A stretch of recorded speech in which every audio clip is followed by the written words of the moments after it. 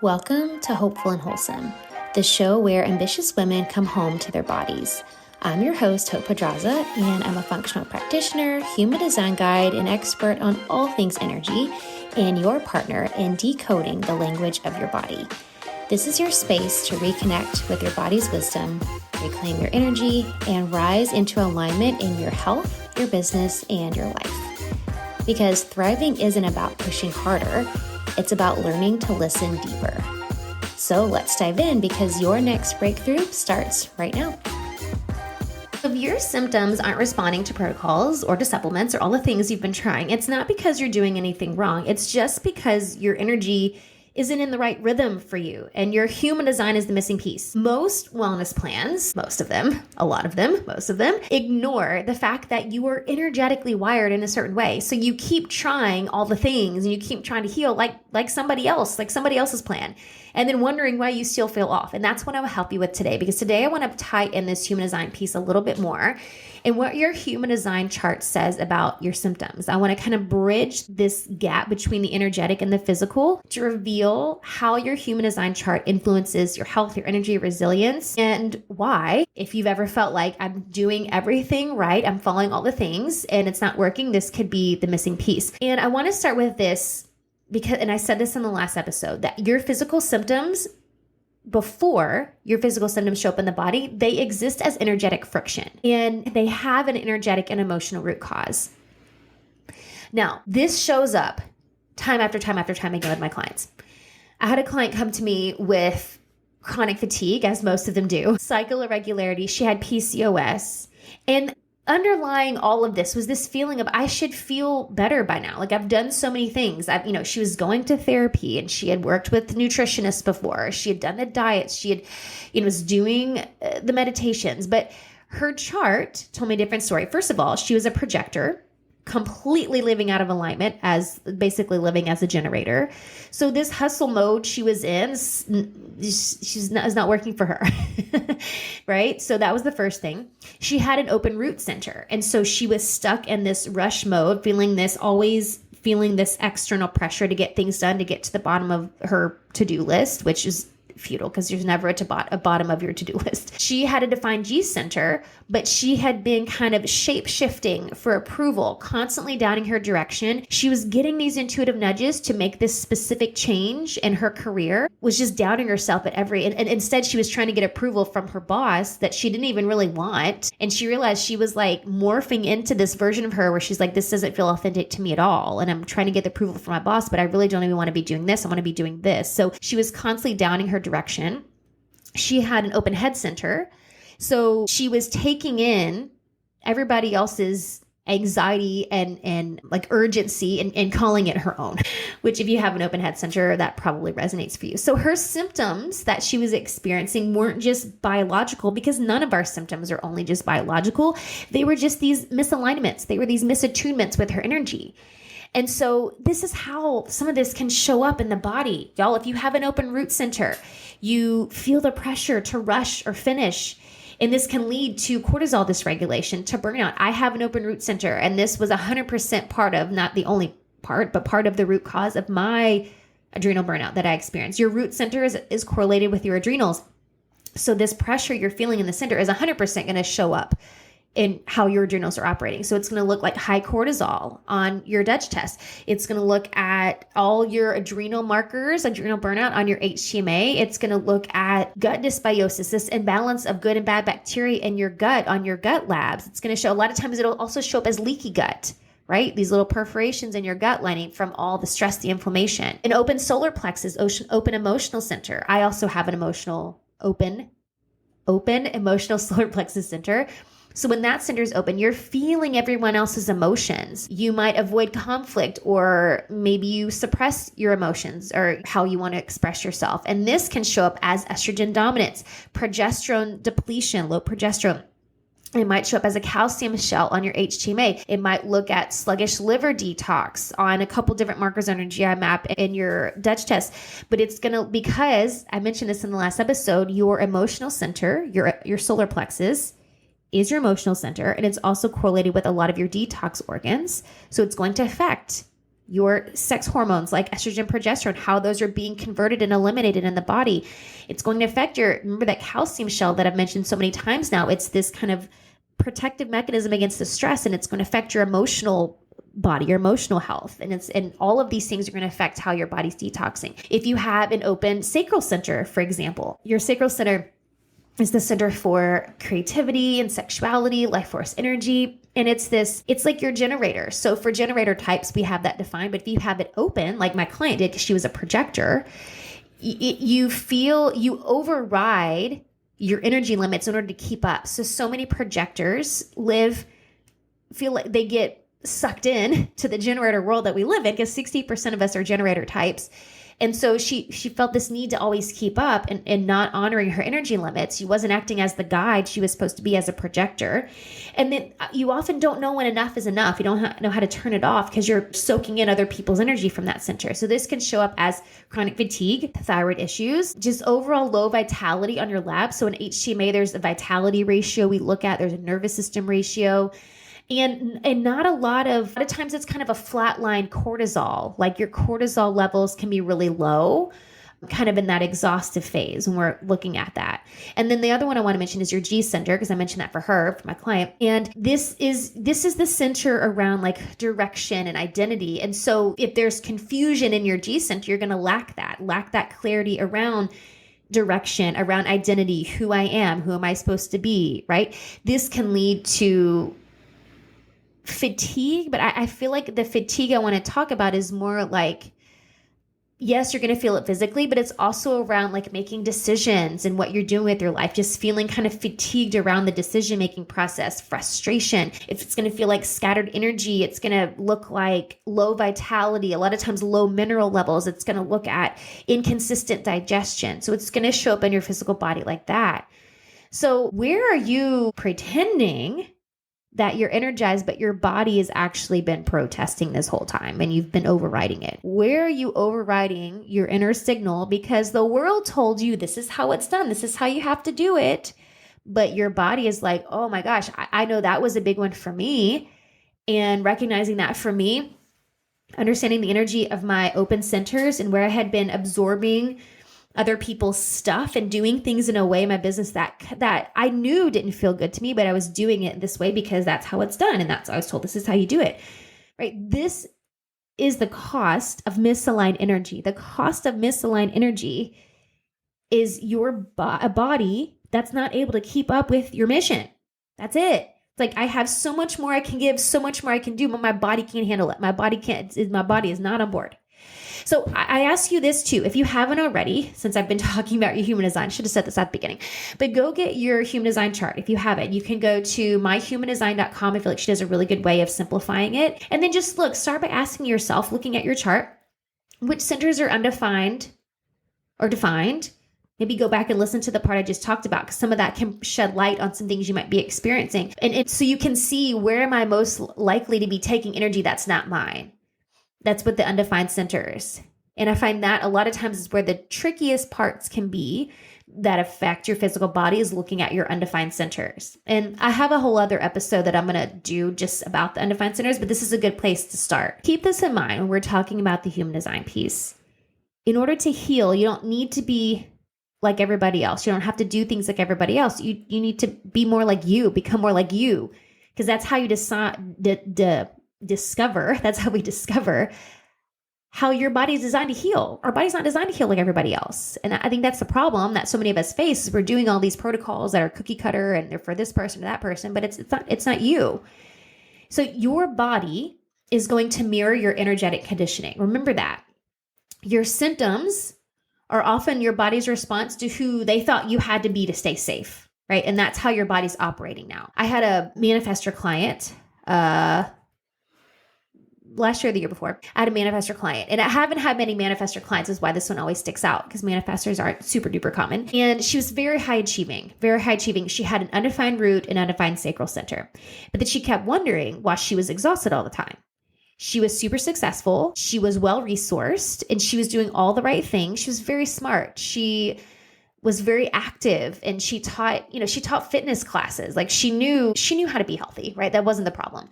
But her labs showed low cortisol, low progesterone, poor mineral retention. Like her minerals were not good, not in a good place. She had a lot of gut inflammation.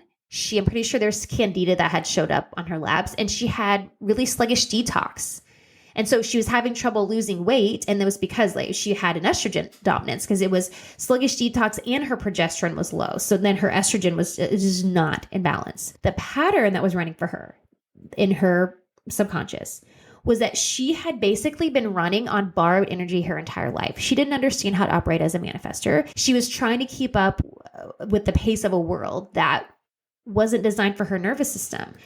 She'd been taught that rest was lazy and that if you stop, you're going to get behind. She had been subtly recognizing these kind of creative bursts that would come as manifestors. That's how you're designed to operate. She would kind of feel internally these kind of rest cycles versus creative cycles, but she never honored them because she was like, well, from her parents, I taught rest was lazy. I can't stop. So once we started working with her design and really honoring her rest cycles and what that looked like for her, honoring her creative cycles, and kind of creating these buffer zones between outputs so it wasn't constant continuous output, regulating herself in a way, her nervous system in a way that was really aligned for her blueprint.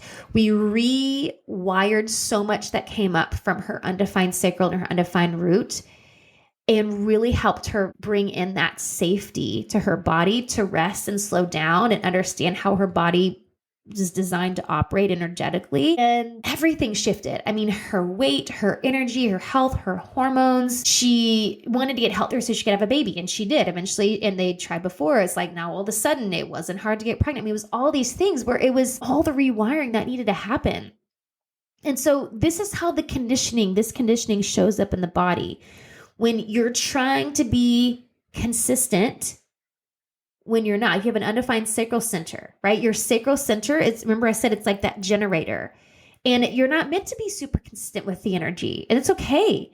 And when you go against that, it can lead to burnout, mineral depletion, also poor glucose control. That was another thing for her. I felt like, I know one of her markers in her HTMA showed up. Her blood sugar was a little off. And so, yeah, if your cortisol's all over the place, your blood sugar is. So yes, that's one. Saying yes to everything, right? Not having boundaries or being afraid to disappoint people. If you have an open ego center, this is going to cause things like gut reactivity, right? I know I experienced that.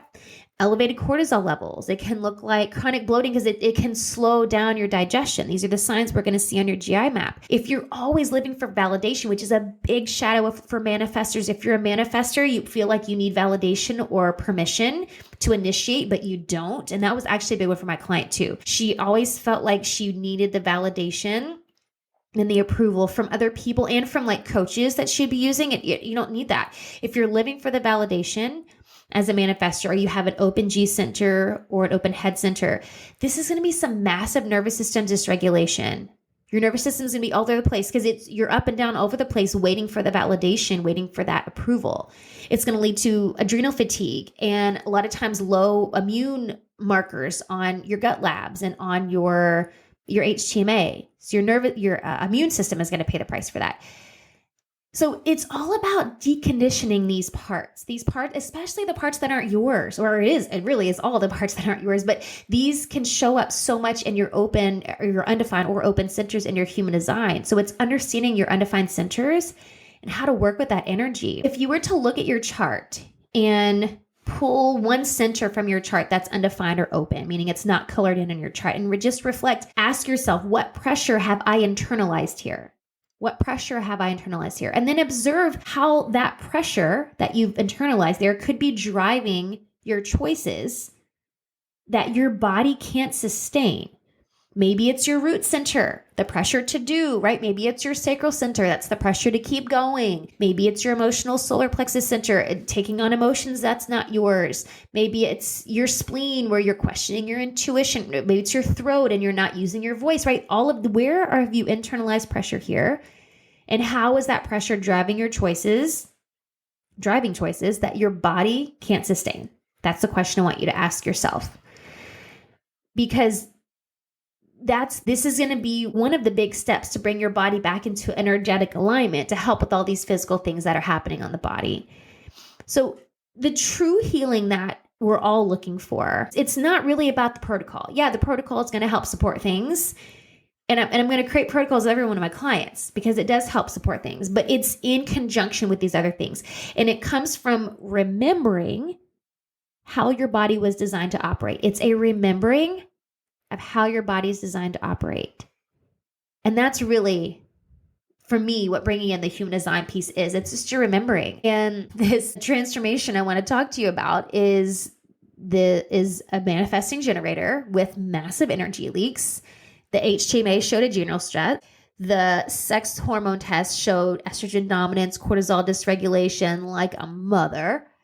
The GI map showed tons of inflammatory markers and gut dysbiosis. And this manifesting generator is me with a defined sacral that was never being listened to or like questioned all the time.